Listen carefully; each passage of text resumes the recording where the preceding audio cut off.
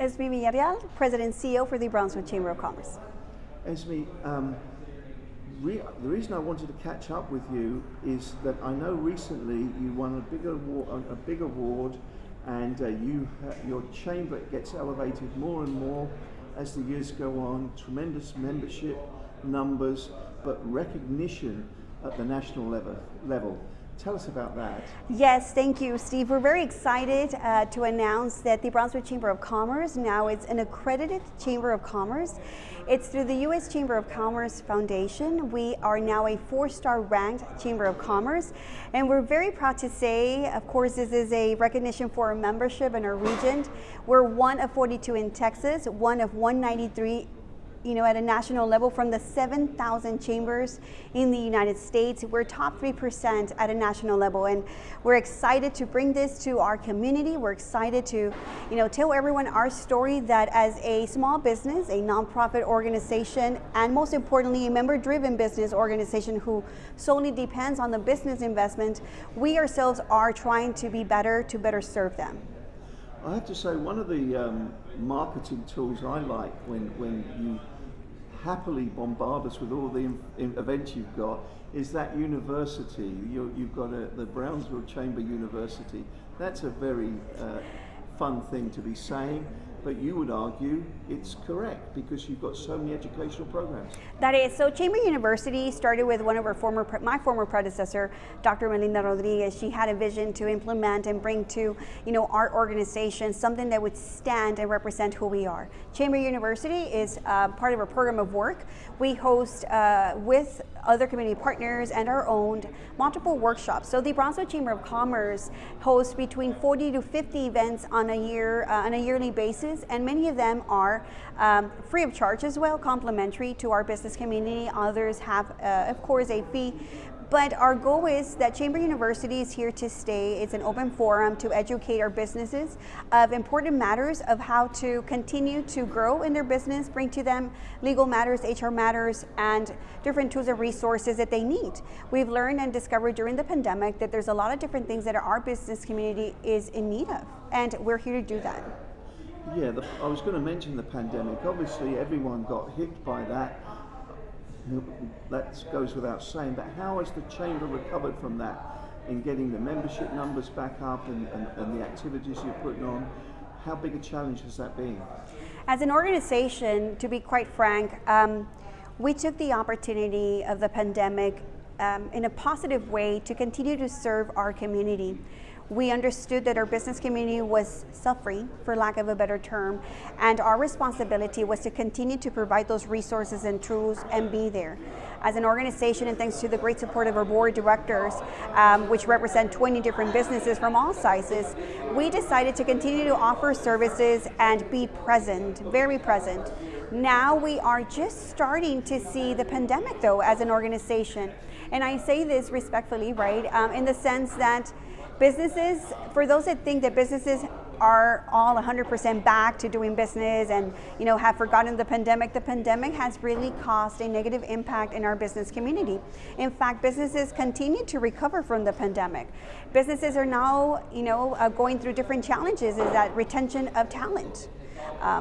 Pool of candidates, people not being able to work, or creating more job opportunities. So as an organization, we see that we have to continue to provide and support our businesses, but also we see a challenge as well as engaging these members to be actively present or at times support, because they're trying to run business, and we applaud that. We are here to always be behind our businesses, but the pandemic has taught us something, and which we already knew, and I guess we forget throughout times when we're doing so great.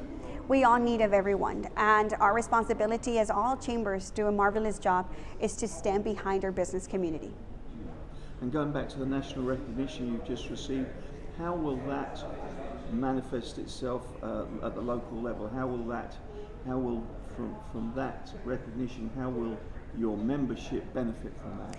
The member and the investor that decides to believe in what we do as an organization can rest assured that they are represented by an organization that's sustained by them. We're financially stable. We have implemented procedures in the organization that will have and allow future generations of leaders to know that we have the best organization that we can have. For us, there's no turning back. This organization can only get better. And what we're building today, it's a better future for the next generation of leaders, the next generation of businesses, the next generation of entrepreneurs, startups. We serve an organization that is to be considered one of the best in the nation, and we take pride. It took us a year to go under this actual process, and it's 9 different sections that only allow us to undergo a very difficult self-assessment and change and implement and update. And I'm going to be honest with you, we acknowledge that throughout the process, we saw things that perhaps we had not considered before to change, and we have changed. You can go into an office today and you can ask us, anything about our transparency when it comes down to our financials, the transparency of how we do a program of work. We're built for success, and we are here to stay for long. So our businesses can rest assured that they have a great organization representing their business and being a voice for their business and advocating for the needs of their business. And we take pride. And now a question about Brownsville itself. We hear there's so many news reports about Brownsville being on the cusp of even greater things, big projects coming to our community.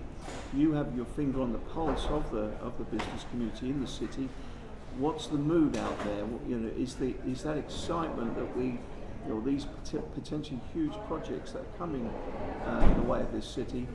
And how's your membership feel about all that? I think it's important to mention that Brownsville has always been and will always be open for business. It is important to highlight the great work that the city management has done, also the elected officials.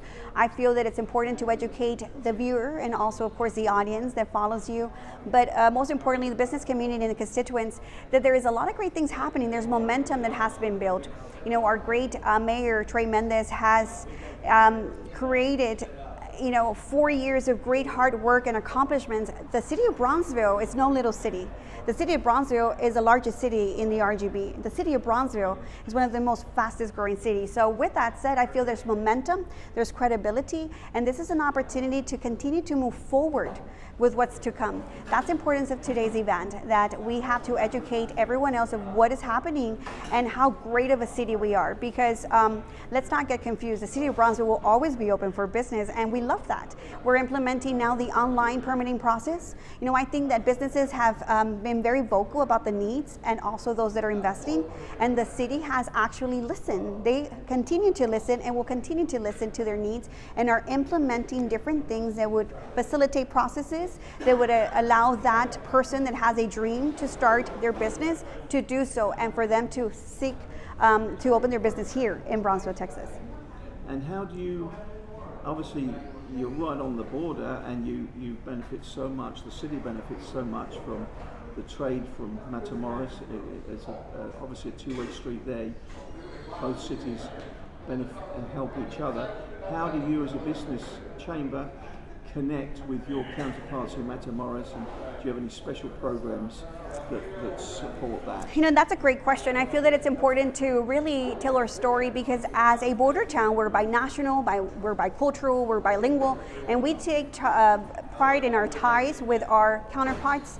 But also I feel it's important that we mention that during the pandemic, I feel that everyone's was trying to really do what they have to do and help everyone else. So we're at a perfect time now with so much potential and so much growth to reunite and continue to build on those relationships, because the reality is we benefit mutually. So if Brownsville, Texas is doing great, Matamoros, our friends from Matamoros, are doing great as well. So this is an open invitation to everyone from our international entrepreneurs and investors that are seeking to come to Brownsville.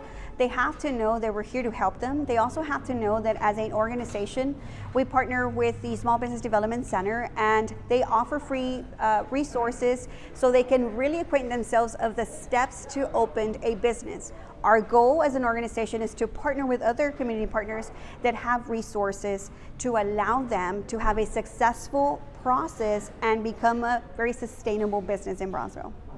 My last question, the city of Brownsville has made a big investment working in a public-private partnership agreement to get high-speed internet. and that's coming soon.